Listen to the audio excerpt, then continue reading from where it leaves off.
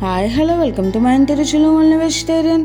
ఈరోజు summer special సగ్గుబియ్యం వడియాలను ఎలా పెట్టుకుందామో ఈ వీడియోలో చూద్దాము. ఇవి చాలా సింపుల్గా ఈ వడియాలను పెట్టుకోవచ్చు. అలాగే చాలా టేస్టీగా కూడా ఉంటాయి. 1 year పాటు నిల్వ కూడా ఉంటాయి. ఒక్కసారి ఈ వడియాలు పెట్టుకున్నామంటే మనం పప్పు సాంబార్ దేంట్లోకైనా కాంబినేషన్గా ఈ వడియాలను ఫ్రై చేసుకుని తినవచ్చు. ఇవి చాలా టేస్టీగా గుల్లగా క్రిస్పీగా ఉంటాయి. ఇవి ఈవినింగ్ స్నాక్గా అయినా కూడా తినవచ్చు. ఇప్పుడు ప్రిపరేషన్లోకి వెళ్దాం. ముందుగా ఒక బౌల్ తీసుకుని అందులోకి మనం ఏ గ్లాస్ అయితే కొలతగా పెట్టుకుంటున్నామో ఆ గ్లాసు సగ్గుబియ్యాన్ని తీసుకోవాలి. నైలాన్ సగ్గుబియ్యం అయితే బాగుంటుంది, జిగురు ఉంటుంది, అలాగే వడియం పర్ఫెక్ట్గా వస్తుంది. ఇలా ఈ సగ్గుబియ్యం మనకు ఇలా ట్రాన్స్పరెంట్గా చిన్నగా ఉంటాయి. ఇప్పుడు ఇందులోకి తగినన్ని వాటర్ వేసుకుని ఒకసారి వాష్ చేసుకుని తర్వాత తగినన్ని వాటర్ పోసుకుని మనం ఒక 2-3 hours నానబెట్టుకోవాలి. మనం టైం బట్టి నానబెట్టుకుంటే సరిపోతుంది. 2 hours అయినా కూడా పర్ఫెక్ట్గా నానిపోతాయి. ఇప్పుడు 2 hours అయిన తర్వాత మనం ఏ గ్లాస్తో అయితే సగ్గుబియ్యం తీసుకున్నామో ఆ గ్లాస్తో 6 glasses వాటర్ తీసుకోవాలి. 1 glass సగ్గుబియ్యానికి 6 glasses వాటర్ అయితే సరిపోతాయి. ఒక పెద్ద బౌల్ తీసుకుని అందులోకి 6 glasses వాటర్ వేసుకోవాలి. 1:6 రేషియోలో తీసుకుంటే మనకు వడియాలు పర్ఫెక్ట్గా వస్తాయి. ఇప్పుడు వాటర్ పోసుకున్న గిన్నె స్టవ్ పై పెట్టుకుని సగ్గుబియ్యాన్ని నానబెట్టుకున్నాం కదా, ఆ వాటర్ను పక్కకు తీసేసుకోవాలి. తర్వాత ఒక మిక్సీ జార్ తీసుకుని అందులోకి తగినన్ని పచ్చిమిర్చిని వేసుకుని కోర్స్గా గ్రైండ్ చేసుకోవాలి. మనం పచ్చిమిర్చి కారాన్ని బట్టి ఈ పచ్చిమిర్చిని తీసుకుని గ్రైండ్ చేసుకుంటే సరిపోతుంది. ఇప్పుడు వాటర్ ఇలా బాయిల్ అవుతున్నప్పుడు మనం ముందుగా నానబెట్టుకున్న సగ్గుబియ్యాన్ని వేసేసుకోవాలి. మీడియం ఫ్లేమ్లో పెట్టుకుని సగ్గుబియ్యాన్ని వేసుకుని కలుపుకుంటూ ఉండాలి, లేదంటే అడుగు పట్టేస్తుంది.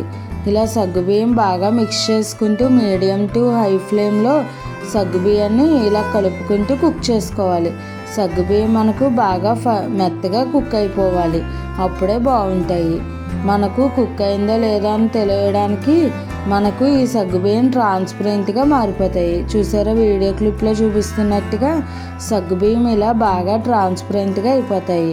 ఇప్పుడు సగ్గుబియ్యం పర్ఫెక్ట్గా ఉడికిపోయాయి. ఇప్పుడు ముందుగా గ్రైండ్ చేసుకున్న పచ్చిమిర్చి పేస్ట్ అలాగే టేస్ట్కి సరిపడా సాల్ట్ వేసుకుని మిక్స్ చేసుకోవాలి. సాల్ట్ తక్కువగానే వేసుకోవాలి, ఎందుకంటే మనకు వడియాలు ఆరిపోయిన తర్వాత ఫ్రై చేసుకునే టయానికి సాల్ట్ పర్ఫెక్ట్గా సరిపోతుంది. ముందు మనం సాల్ట్ తక్కువగానే వేసుకోవాలి. ముందే సరిపడగా వేసుకుంటే కనుక మనకు వడియం వేయించుకునే టయానికి సాల్ట్ ఎక్కువైపోతుంది. ఒకసారి సాల్ట్ టేస్ట్ చూసుకుని సరిపోయిన తర్వాత ఈ సగ్గుబియ్యం మిశ్రమాన్ని మిక్స్ చేసుకుంటూ ఉడకనివ్వాలి. ఇలా ఒక ఉడికి వచ్చిన తర్వాత స్టవ్ ఆపేసుకుని ఒక 10 నిమిషాలు చల్లారనిచ్చుకోవాలి. ఇలా ఒక 10 నిమిషాలకి మరింత దగ్గరగా వచ్చి ఇలా చిక్కబడుతుంది. ఇప్పుడు టెర్రస్ పైన ఒక పాలిథిన్ కవర్ వేసుకుని దానిపైన ఈ వడియాలను వేసుకోవాలి.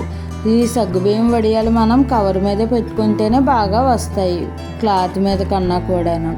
ఇప్పుడు కొద్దిగా ఈ సగ్గుబియ్యం మిశ్రమం వేసుకుని ఇలా వీడియో క్లిప్లో చూపిస్తున్నట్టుగా ఇలా మనం స్ప్రెడ్ చేసుకోవాలి. అప్పుడు సగ్గుబియ్యం ఒకదాని మీద ఒకటి ఉండకుండా ఫ్లాట్గా సమానంగా వస్తాయి. ఈ ప్రాసెస్లోనే వడియాలన్నిటినీ కూడా ఇలా పెట్టేసుకోవాలి. ఇలా మనం గరిటెతో ట్యాప్ చేసుకుంటే సగ్గుబియ్యం సమానంగా వస్తుంది, లేదంటే ఒకదాని మీద ఒకటి అంటికిపోయినట్టుగా వస్తుంది. ఇలా ఈ పిండి మిశ్రమం అంతా కూడా ఇలా వడియాల్లా పెట్టేసుకుని ఆరేంత వరకు ఆరనిచ్చుకోవాలి. నాకు 2 days పట్టింది ఈ సగ్గుబియ్యం వడియాలు ఆరడానికి. చూసారా, 2 days అయిన తర్వాత ఇలా బాగా ఆరిపోయి ఈ స్టేజీలో ఉన్నాయి. మనం తుంచి చూస్తే ఈజీగా ఇరిగిపోవాలి. ఇలా ఉంటేనే మనకు వడియాలు బాగా ఆరిపోయినట్టు, లేదంటే మనకు నిల్వ ఉండదు కొద్దిగా చెమ్మున్నా కానీ. ఇప్పుడు వడియం ఫ్రై చేసుకుని చూద్దాము. కొద్దిగా ఆయిల్ పెట్టుకుని ఈ వడియాన్ని ఒక్కొక్కటిగా వేసుకుని ఫ్రై చేసుకుంటే చూసారా ఎంత వడియం అయిందో. చిన్న వడియానికి పిండి పర్ఫెక్ట్గా ఉడికితే మనకు వడియాలు బాగా వస్తాయి. అలాగే సగ్గుబియ్యం కూడా మంచివైతేనే జిగురు బాగా ఉంటుంది.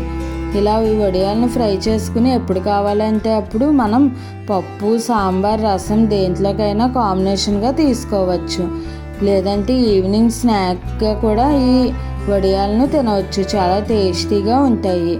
చూసారా ఎంత గుల్లగా వచ్చాయో, ఆయిల్ కూడా చాలా తక్కువగానే పీల్చుకుంది. మీరు కూడా ఈ రెసిపీని ట్రై చేసి ఎలా వచ్చిందో నాకు కామెంట్ చేయండి. మరిన్ని మంచి మంచి రెసిపీస్ కోసం నా ఛానల్ని ఫాలో అవ్వండి. మీకు ఏమైనా వెజిటేరియన్ రెసిపీస్లో వెరైటీగా, హెల్తీగా, సింపుల్గా కావాలి అనుకుంటే నాకు కామెంట్ చేయండి. ఈ రెసిపీ కనుక మీకు నచ్చినట్టయితే లైక్ చేసి, షేర్ చేసి, కామెంట్ చేసి నా ఛానల్ని సబ్స్క్రైబ్ చేసుకుని పక్కనే ఉన్న బెల్ ఐకాన్ని క్లిక్ చేయడం మర్చిపోకండి. Thanks for watching.